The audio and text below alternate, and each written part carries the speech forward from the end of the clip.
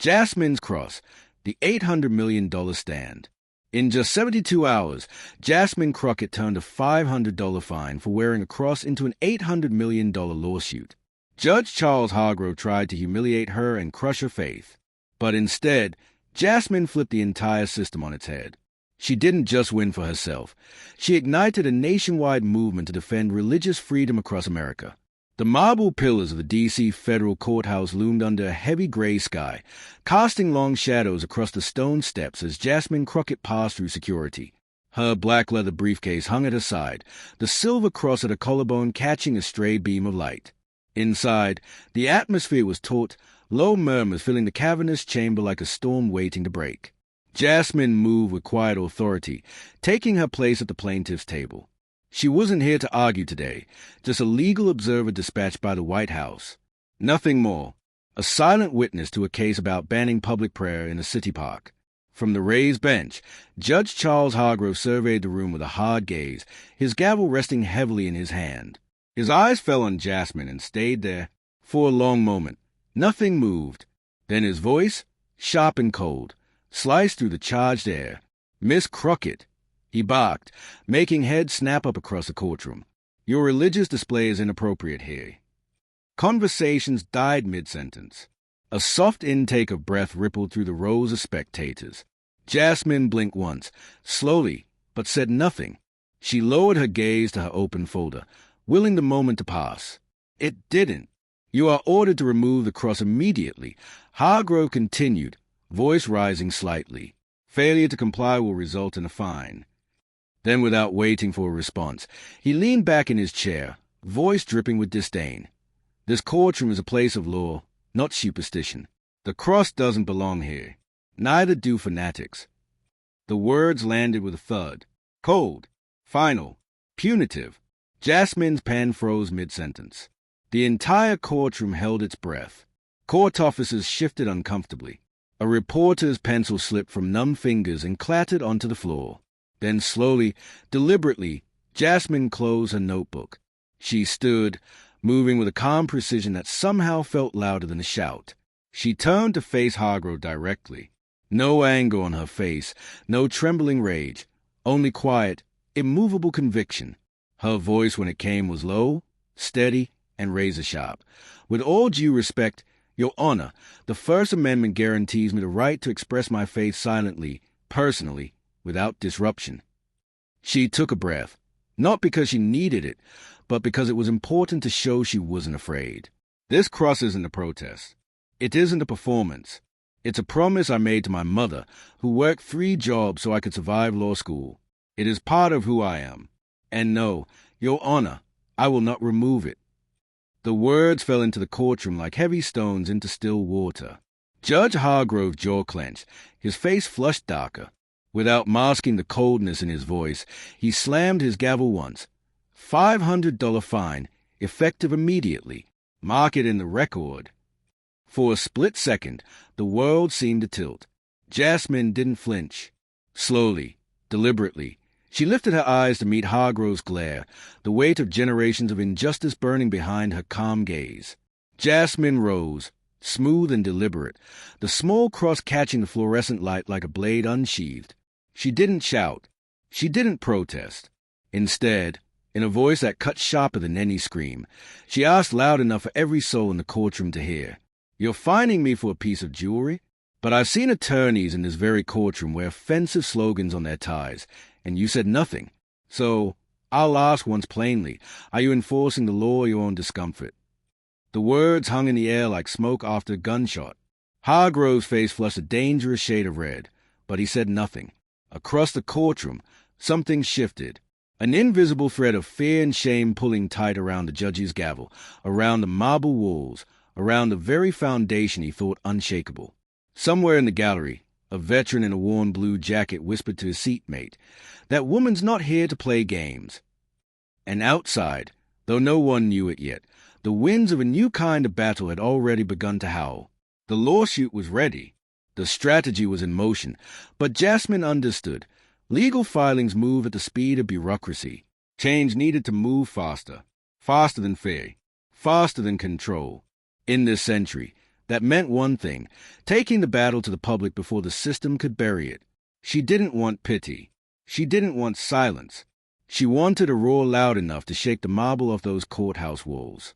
Jake Torres worked fast, fingers flying across the keyboard like a concert pianist set on fire. Within minutes, the raw audio clip was ready. Judge Hargrove's voice, unmistakable. The cross doesn't belong here. Neither do fanatics. Jake paired it with a still frame from court security footage.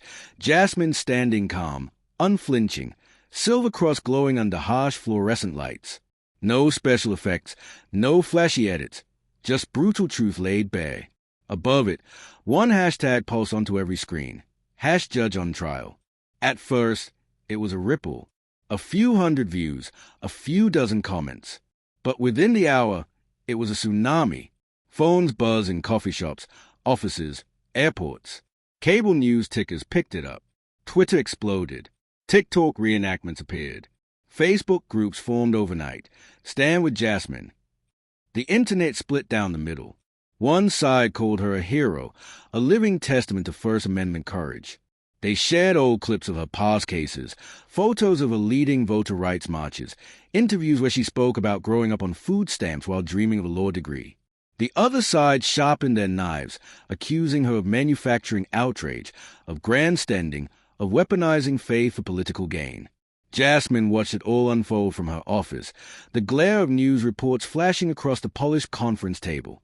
Jake sat at the far end, laptop open, reading real-time engagement stats with wide eyes. 500,000 impressions and climbing like a rocket, he muttered. You're not just viral, you're a movement. Jasmine leaned back in her chair, arms folded. She wasn't smiling. Viral wasn't victory. Viral was pressure. And pressure had to be channeled or it collapsed under its own noise. When Newsmax called and offered a prime time slot, she didn't hesitate. She didn't prepare talking points. She walked into the studio with nothing but the truth. Under the hot white lights, Jasmine sat tall, her black blazer crisp, the silver cross still hanging defiantly around her neck. The anchor introduced her as a woman at the center of America's newest cultural firestorm. Miss Crockett, what do you say to those who claim you wore that cross to provoke a reaction? Jasmine didn't rush. She didn't blink. Her voice when it came was low, clear, devastating. Everyone's asking what I wore, she said, eyes locked on the camera. But no one's asking why a judge felt so threatened by it that he had to punish me. She leaned forward slightly. I didn't wave a flag. I didn't chant. I didn't disrupt. I sat quietly and listened just like everyone else in that room. A pause, razor sharp. The cross wasn't the problem. The problem was what it stood for, and the fact that I refused to hide it.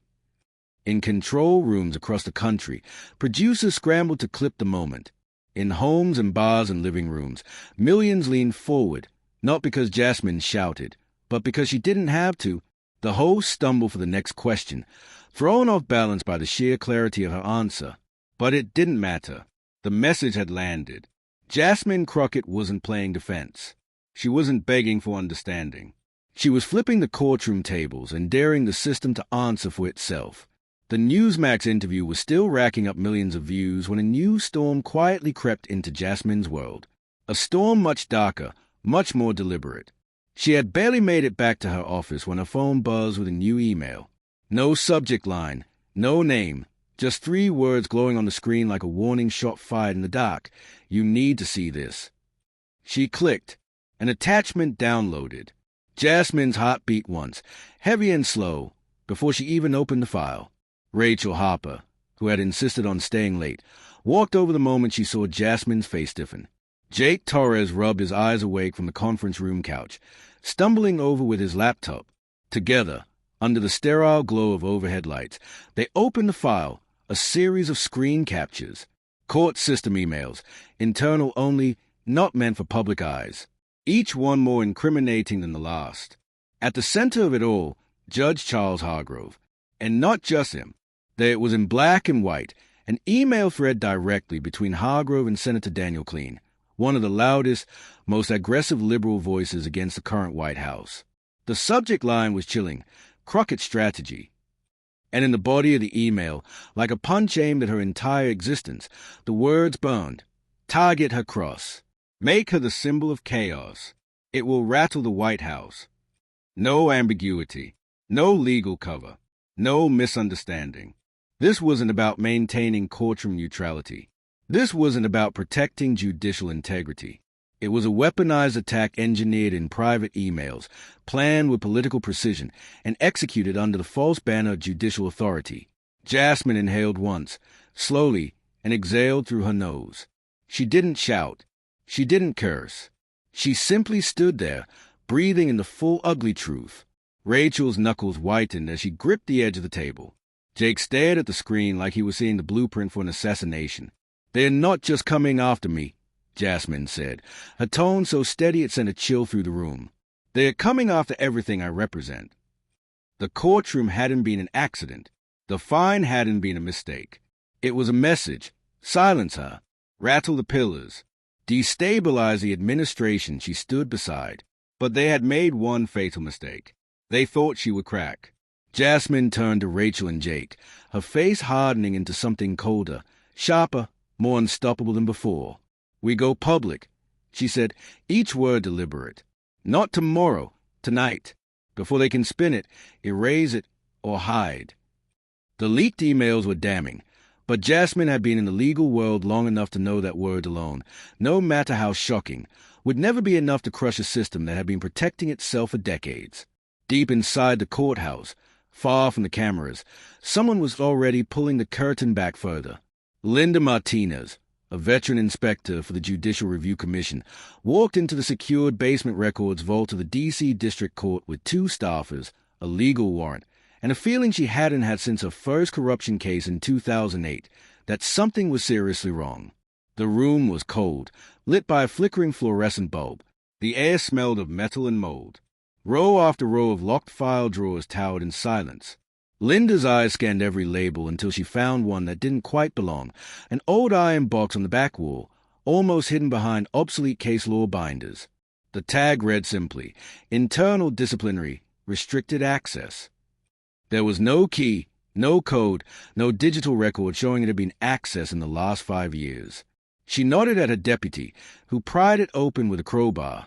The lock cracked with a groan, like something that hadn't seen light since the Bush administration.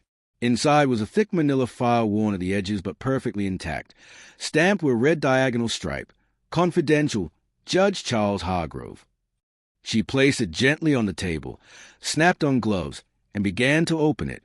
The first few pages were case summaries, then printed transcripts, then scanned complaints, and then, laid out in cold factual language, the numbers, over 250 incidents documented, signed, recorded across 5 years.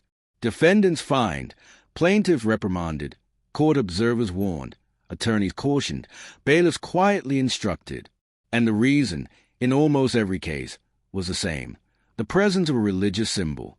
A necklace, a pin, a bracelet, a scarf, a phrase on a T-shirt. And overwhelmingly, the names on those documents shared 2 things in common. They were people of color, and they were people of faith. A young black mother fined for wearing a silver crucifix. An elderly Latino man removed from a hearing for whispering a prayer. A Muslim woman reprimanded for adjusting her hijab in the gallery. Even a 12-year-old boy cited for carrying a rosary during a custody hearing. One entry read in chilling clinical tone. Subject appeared in court with visible necklace shaped like cross, reprimanded under courtroom decorum clause. This wasn't enforcement. It was targeting, done with full knowledge that few would question it, few would challenge it, and almost none would have the power or resources to fight back. And then, deep in the stack, Linda found something that made her chest tighten, a handwritten note scrolled across a memo header under Hargrove's initials. No date. No context, just one line written in black pen, the loops tight and pressed hard into the page. "Silence, Faith. It complicates order." Linda sat back in her chair. This wasn't an accidental pattern. This wasn't a string of subjective decisions. This was a deliberate doctrine, a quiet policy of suppression wielded through authority and buried beneath legal language. And it had gone on for years. She pulled out her phone, activated the secure chain of custody camera system, and began snapping photos of every page, every record, every name, every note. The file was sealed into an evidence bag. The log was filed. The chain was signed. Linda zipped the bag closed, rose to her feet, and turned to her team. Her voice didn't rise. It didn't shake. It simply delivered judgment. "Deliver this to Jasmine Crockett personally," she said, and then, softer but carrying the full weight of years of injustice, and tell her she was never alone in that courtroom. And then came the audio file. The courtroom listened as Judge Hargrove's voice played over the speakers. "The cross doesn't belong in this courtroom. Neither do fanatics." The room stiffened. A juror's hand twitched toward his mouth.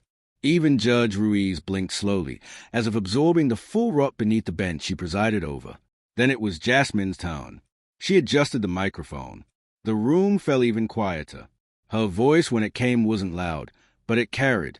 "They tried to make my faith a weapon against me," she began, eyes moving deliberately across the jury box. "But they forgot.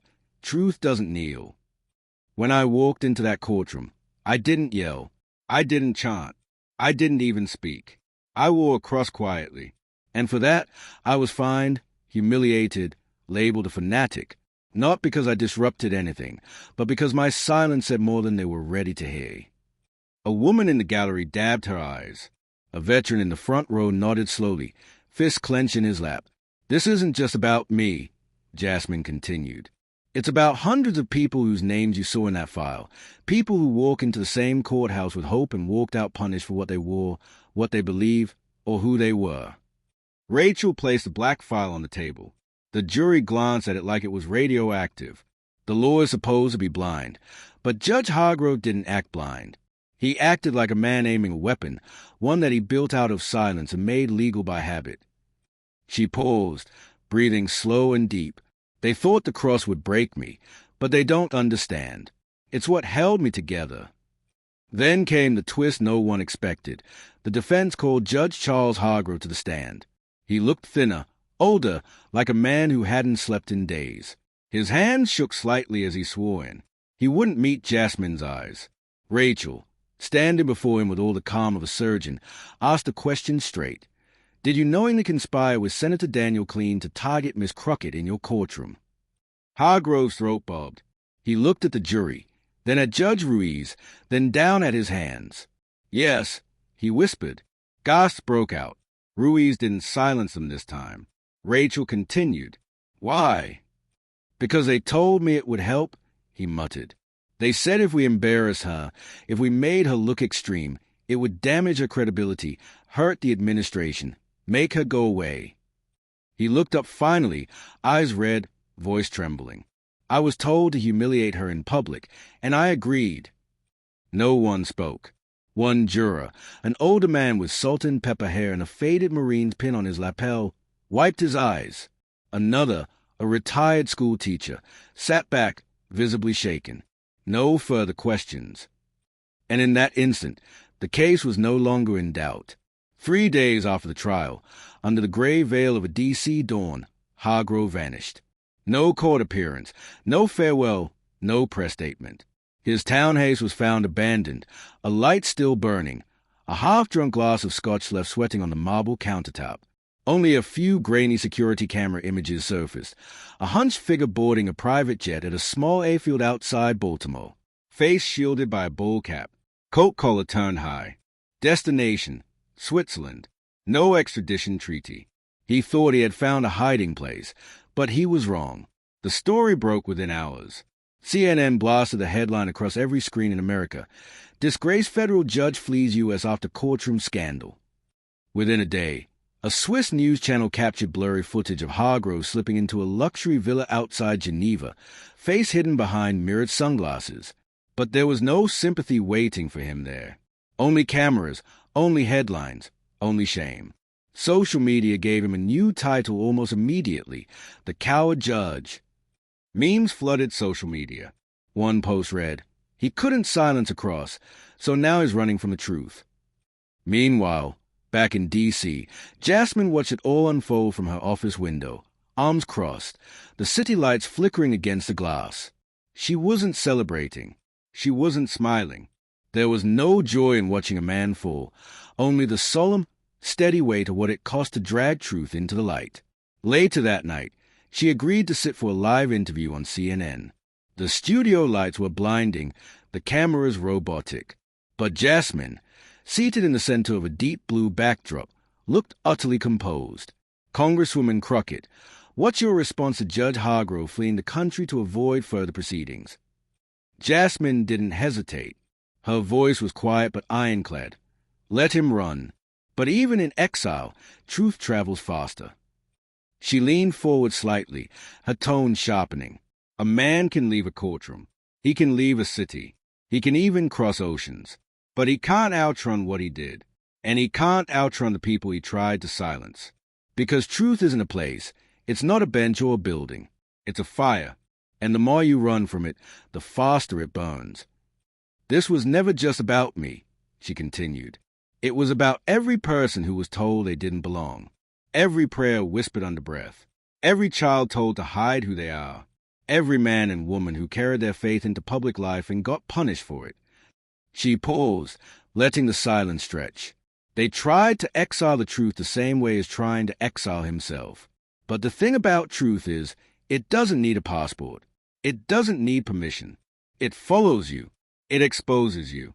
And eventually, it demands justice. One cold morning in Geneva, Swiss Federal Police, acting under an emergency international corporation order and a flood of public outrage, surrounded the luxury villa where Hargrove had been hiding. Inside, Hargrove sat at the edge of a leather couch, phone in hand, scrolling through news reports that had already named him the coward judge across every major outlet. When the glass doors burst open, he barely had time to stand before he was cuffed, a single suitcase half-packed at his feet. Photos surfaced within minutes. Hargrove disheveled, hunched over, being marched down the villa's stone steps under heavy guard. His face, once so powerful behind the gavel, now twisted into a mask of desperation and disgrace. International headlines screamed the news. Fugitive U.S. judge captured in Switzerland, facing $800 million lawsuit. Extradition proceedings were accelerated by sheer public pressure. Within 72 hours, he was back on U.S. soil under federal custody, travel documents revoked, assets frozen, pending litigation. He wore an orange jumpsuit now, not a black robe. And he wasn't giving orders anymore. He was following them. The courtroom was packed for the damages hearing. Jasmine entered, flanked by her team, the silver cross at her neck gleaming under the courthouse lights like a battle flag. Across the aisle, Hargrove sat hunched between two defense attorneys, gaunt, hollow-eyed, a man stripped not just of title, but of dignity. The ruling came swift and brutal. Charles Hargrove was ordered to pay $800 million in damages to Jasmine Crockett. The courtroom exhaled in shock and awe. Reporters dashed from the building. Protesters outside erupted in cheers, their signs waving like a forest in the cold wind. Outside, cameras pressed close as Jasmine stepped into the sunlight. Someone shouted, "How do you feel winning $800 million?" Jasmine looked into the crowd, not just at the reporters, but beyond them, at the people watching from courthouse steps, from bus stops, from behind screens thousands of miles away.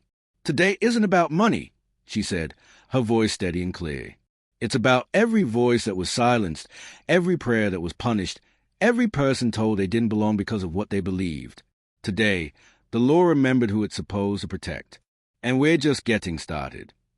Within weeks of the ruling, pressure on the D.C. judiciary exploded into action. The Judicial Reform Act, an emergency measure pushed through Congress by bipartisan demand, mandated sweeping changes across all federal courts. No court within the district could fine, punish, or otherwise penalize individuals for wearing religious symbols unless the symbol caused a direct, verifiable disruption to proceedings. Every sitting judge, magistrate, and court officer in the D.C. system will be required to complete mandatory retraining in constitutional law with special focus on First Amendment protections. But the movement didn't stop there. In Texas, Florida, Ohio, state after state began passing their own faith protection and public expression acts. In one high school outside Austin, students walked into class wearing small crosses, stars, prayer bracelets, stitched yarmulkes, not in protest, but in quiet declaration. Someone posted a photo. Students standing shoulder to shoulder, a sea of different faiths, united not by religion, but by the right to believe. It went viral within hours. The caption was simple. Jasmine stood. Now we all do. Colleges held forums titled Faith and Freedom Beyond the Courtroom. Veterans pinned medals and crosses side by side onto their jackets during parades.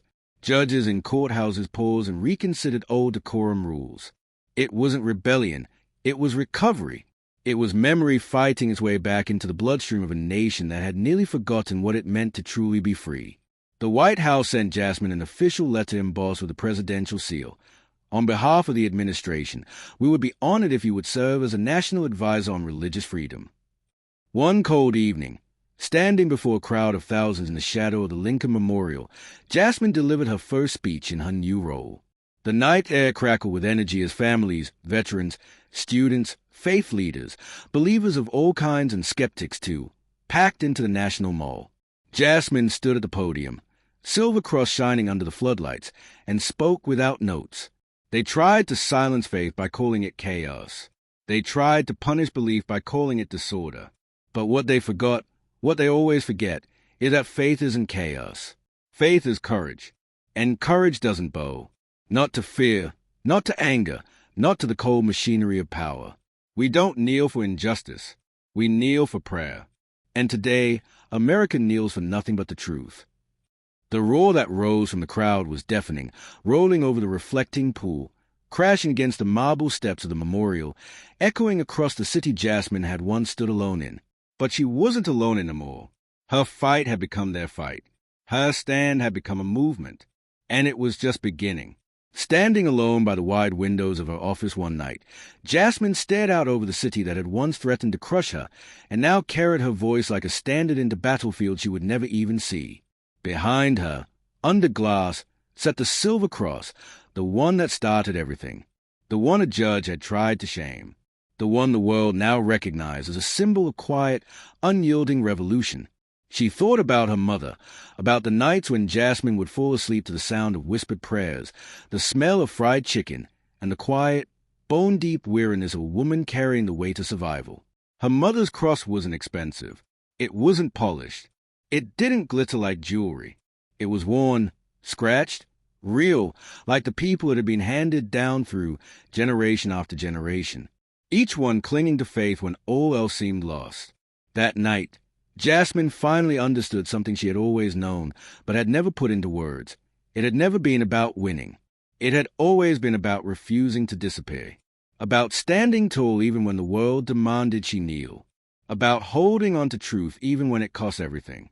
The cross had been a promise to herself long, before it became a banner to the world, a promise not to be erased, a promise not to let the machinery of power grind her into dust. Jasmine opened her eyes and breathed in the night air. The real monument was already alive, beating in the hearts of 1,000 strangers who had heard her story and decided to stand taller because of it. And that was enough. No, not enough. It was everything. The clock struck midnight. Outside, the city slept, unaware that another lawmaker was drafting new protections, that another pastor was counseling a teenager to be proud of her identity, that another teacher was telling a shy boy he could wear his cross without shame. The ripple was still moving, still growing, and Jasmine knew it would outlive her. She walked back to her desk, picked up a journal, and in neat, careful handwriting, wrote a single line across the empty page. They tried to make my faith my weakness. They only proved it was my greatest strength. If you enjoyed this story, don't forget to subscribe,